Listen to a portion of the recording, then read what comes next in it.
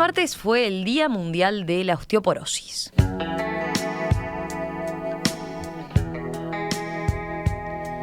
Hablamos de una enfermedad esquelética vinculada con la fragilidad de los huesos, que es de difícil diagnóstico porque no tiene síntomas hasta que se da una fractura que en condiciones normales no debería darse.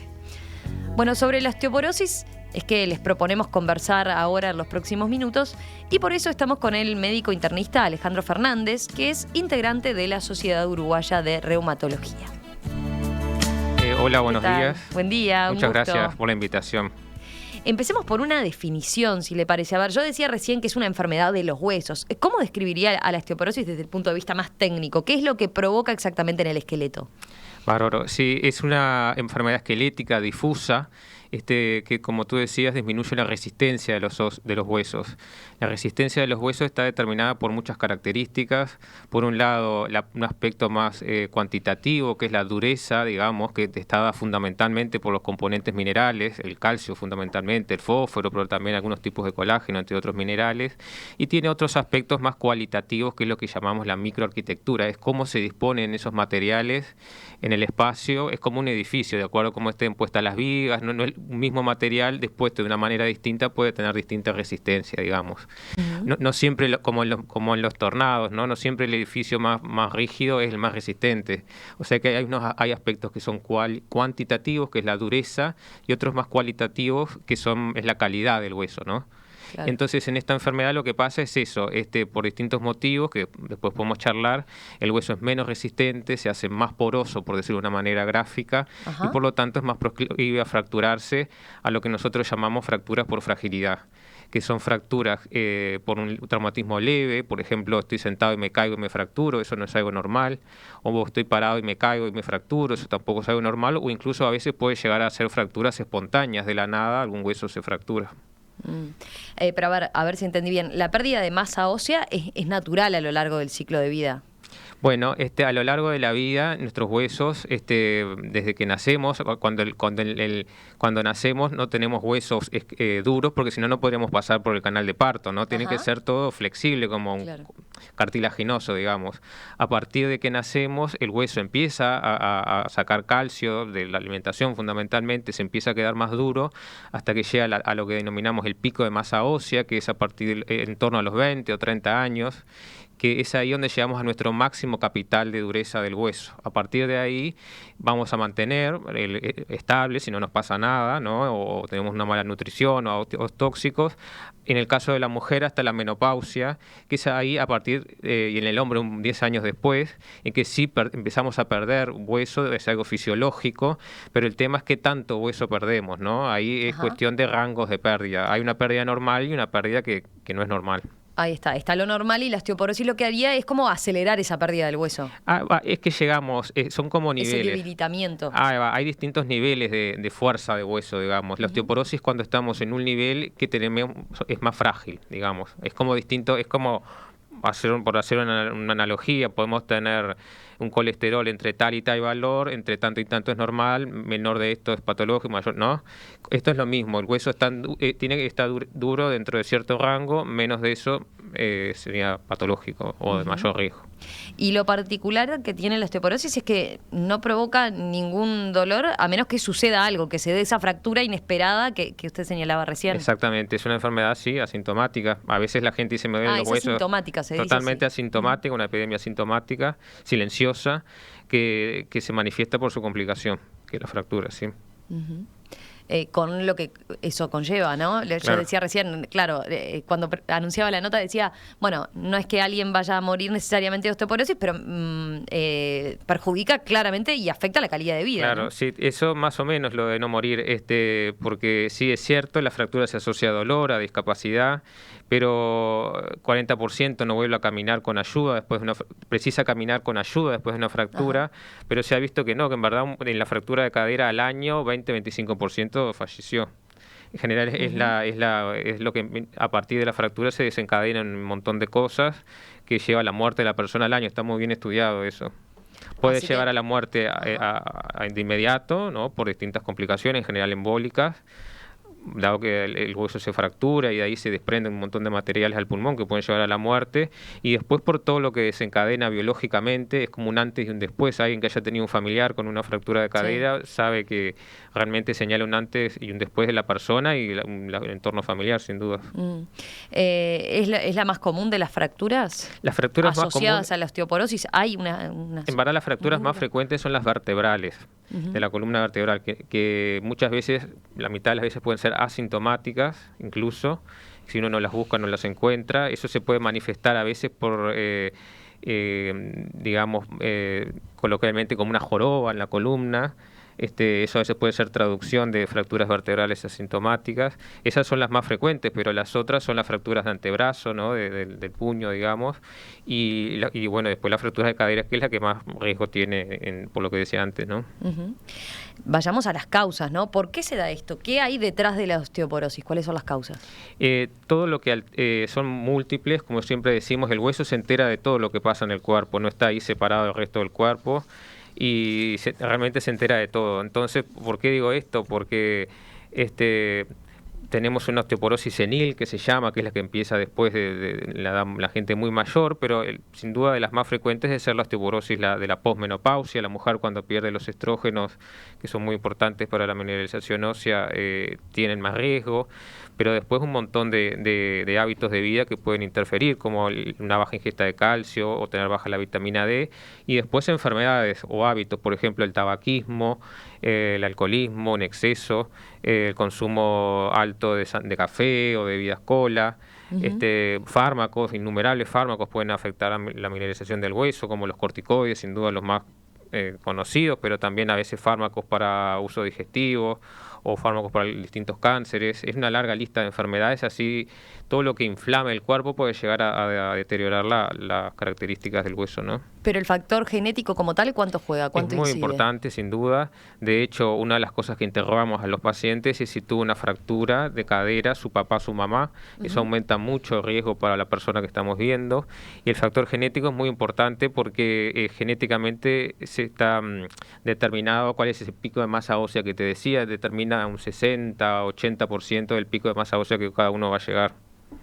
O sea que hay un conjunto de factores sobre los que podemos trabajar, digamos, y prevenir, y hay otros que no bueno, que están muy incididos por ese otro aspecto que no son modificables. Exacto.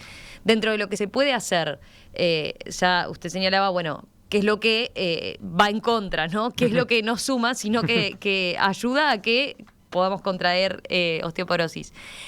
Pero dentro de lo que se puede hacer, la alimentación es un aspecto importante. Es un pilar fundamental y, como decimos siempre, la prevención empieza en la infancia y de la adolescencia, que es justamente donde los huesos se desarrollan, como decía antes, y es fundamental una adecuada ingesta de calcio. El calcio fundamentalmente, el mejor es el que viene de los alimentos.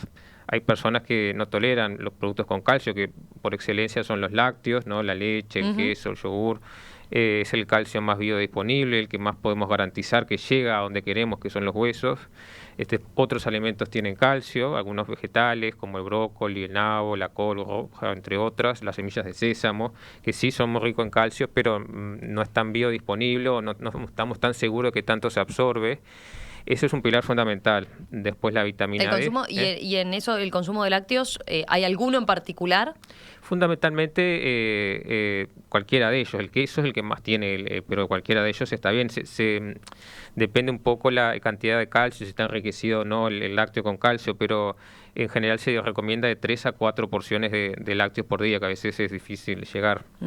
Y bueno, y a veces hoy en día que estamos un poco con distintas modas de dietas, digamos. Bueno, sí, le iba a preguntar por eso, si eso ha agravado la situación, si ustedes se encuentran con más casos, producto de, por ejemplo, no sé,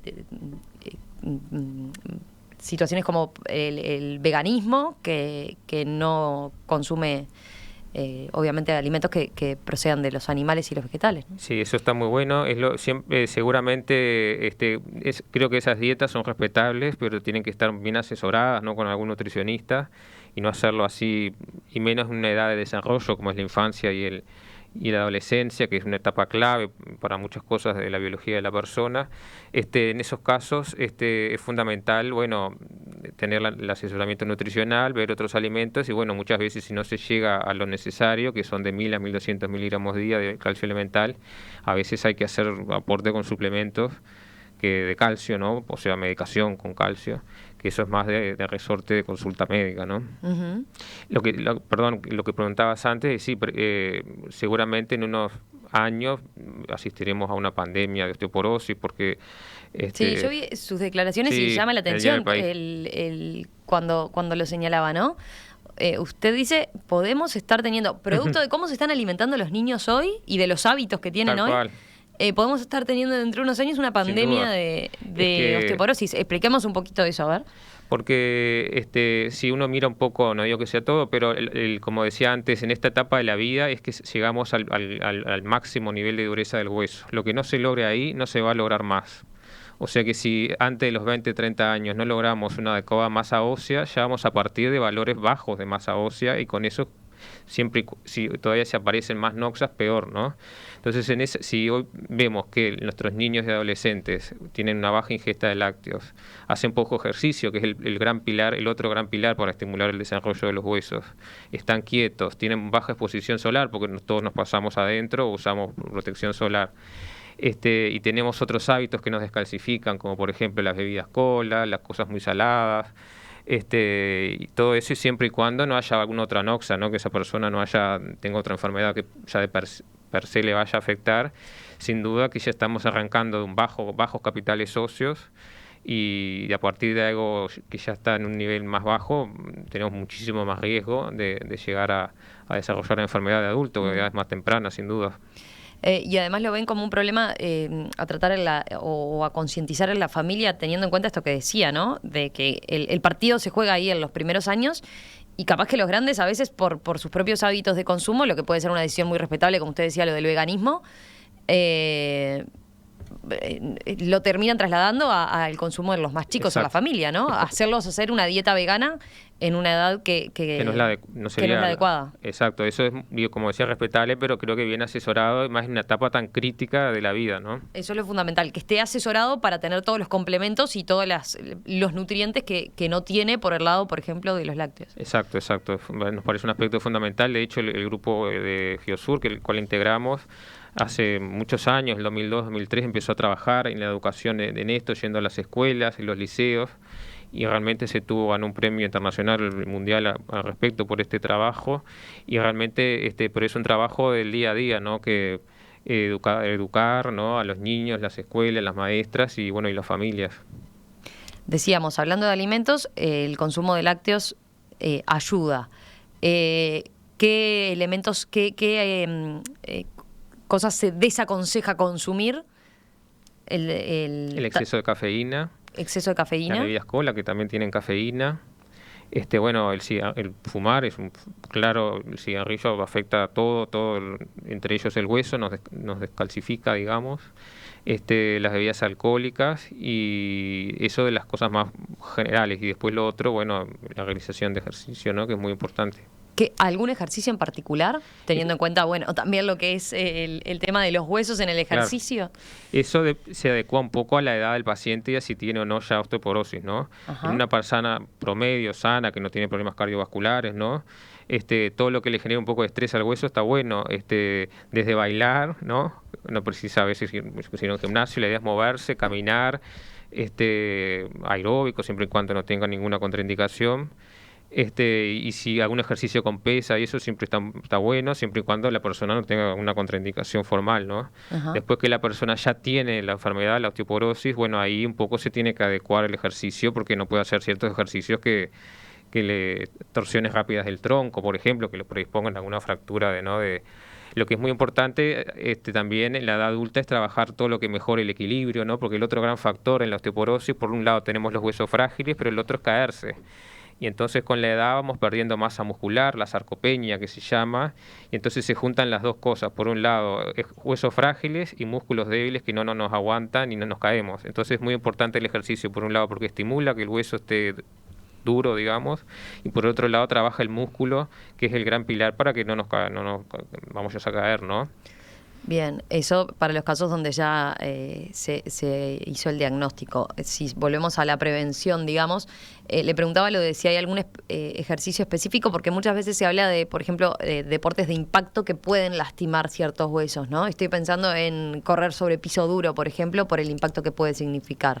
Claro, eso si es una persona joven que no tiene otra contraindicación médica, no habría inconveniente, digamos. Después depende un poco, como te decía, de la persona en general, ¿no? La idea es moverse, hay que moverse y que para eso estamos hechos.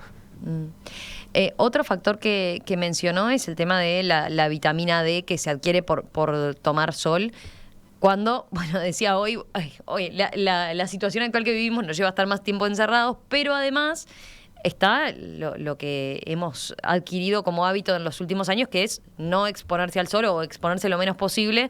Dejó de estar de moda el tomar sol, ¿verdad? Por el daño que puede causar y los cánceres de piel, ¿verdad? Entonces, ¿cómo compensamos eso que antes teníamos por sí, efectivamente, tener más exposición al sol? Claro, parece contradictorio a veces, ¿no? Sí. Se dice que para generar vitamina D precisamos de exposición de 10 minutos al día a las horas no pico, digamos. Y si nos escuchan dermatólogos, claro, no, pero nosotros no recomendamos hoy en día esto por lo que decías antes, el cáncer de piel. Y más, ¿qué pasa con la vitamina D? Tampoco exponerse garantiza tener unos niveles adecuados. Ajá. Por varios motivos. El uso de protector solar ya hace que no generemos vitamina D, por más que nos expongamos. La incidencia de los rayos solares en nuestras latitudes tampoco garantiza una generación adecuada de vitamina D, y con la edad, por más que tenemos menos receptores para generar vitamina D, o sea que no es garantía tampoco exponerse. Si uno la va a buscar en los alimentos, no son muchos los que la tienen, alimentos que quizá no usemos habitualmente en nuestro medio, como el salmón, el arenque, bueno, la yema de huevo, son ricos en vitamina D, pero quizá no los tenemos a diario. Y un trabajo también hecho en nuestro país, un 70% de los mayores de 40 años tienen niveles bajos de vitamina D, está un poco de moda en la medicina también, la vitamina D. Y lo que tiene es que muchas veces la persona, según lo que decida el médico, digamos, para cada caso en particular, muchas veces se puede medir en sangre y según los valores se hace una suplementación adecuada, ¿no? Pero es con suplementación. Con suplementación. Bien. Hablemos ahora del diagnóstico, porque decíamos, bueno, ¿cómo se detecta si en realidad yo todavía no me quebré? ¿Cómo se detecta que puedo llegar a tener osteoporosis? Más allá de esta predisposición genética que me puede generar alguna alerta por decir, bueno, sí, en mi familia pasó que tenía algún familiar con osteoporosis, ¿no?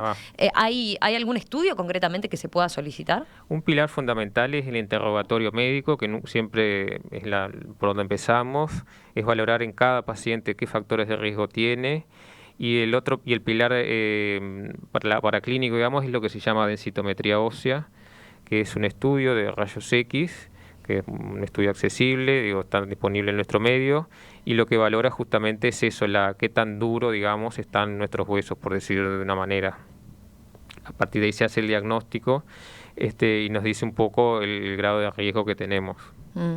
¿Es un estudio que se hace a qué edad habitualmente? Si solo tomamos en cuenta la variable edad, sería en los hombres mayores de 70 años y en las mujeres mayores de 65.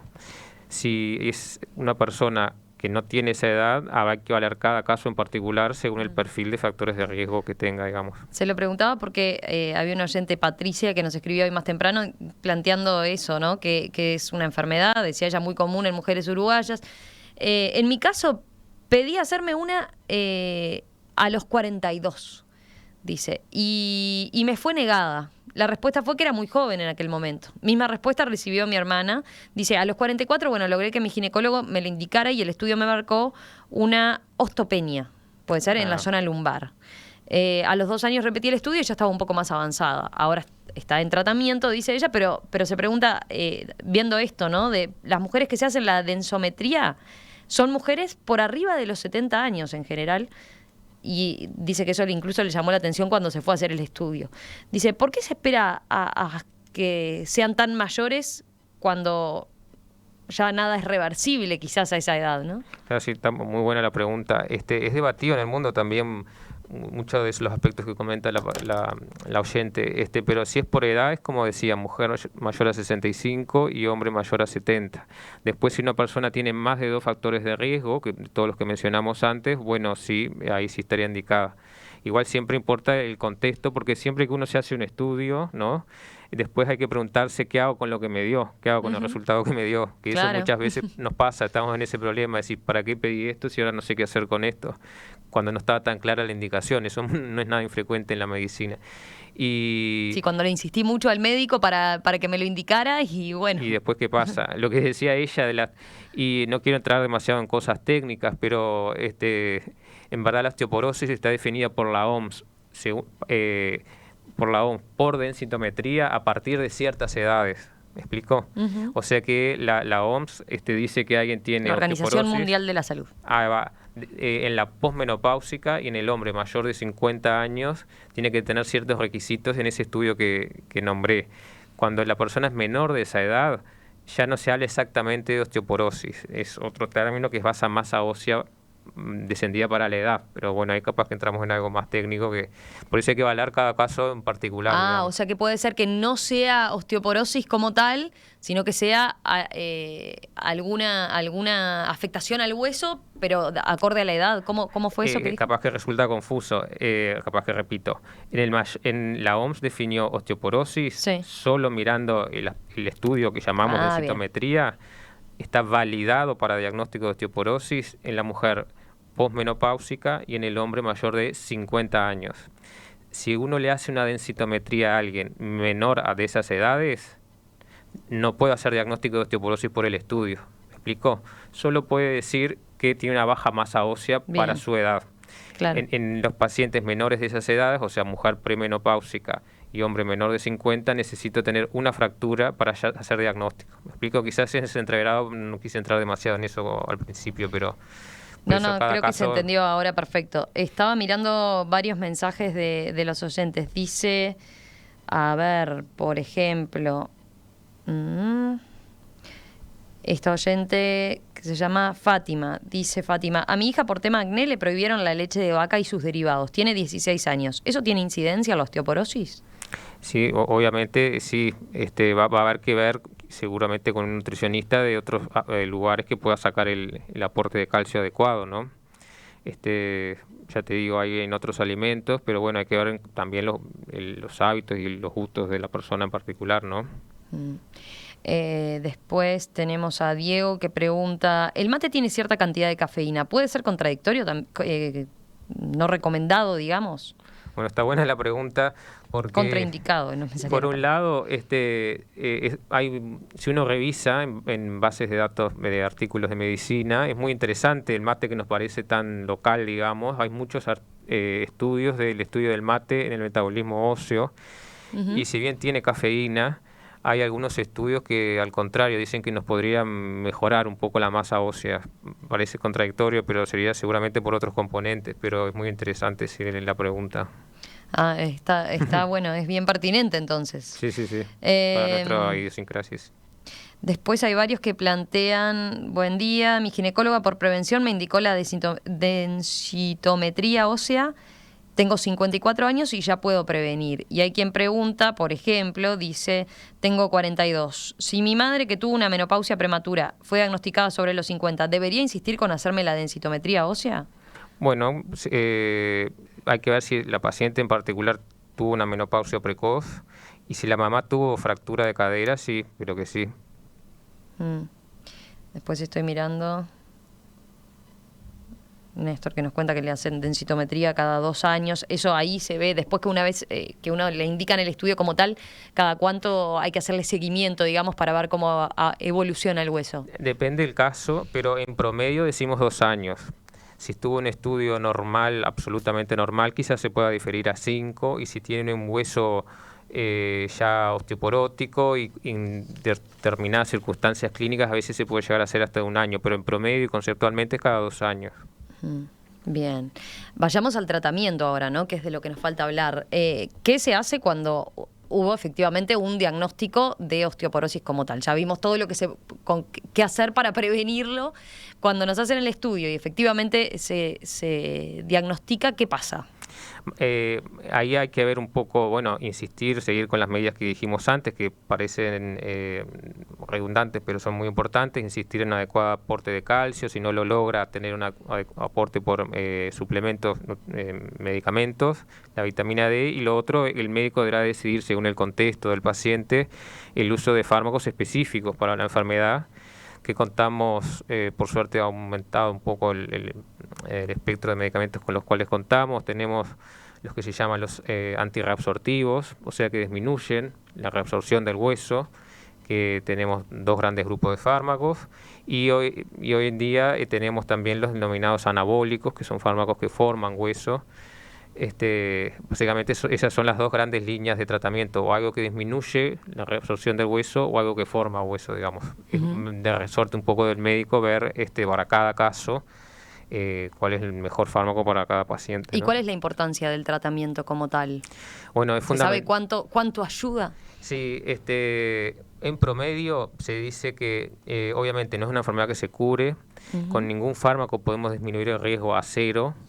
Lo que sí podemos disminuir el riesgo en algún determinadas variables de porcentaje. Se dice que el riesgo de fractura de cadera puede disminuir hasta un 40%, de las fracturas vertebrales hasta un 70%.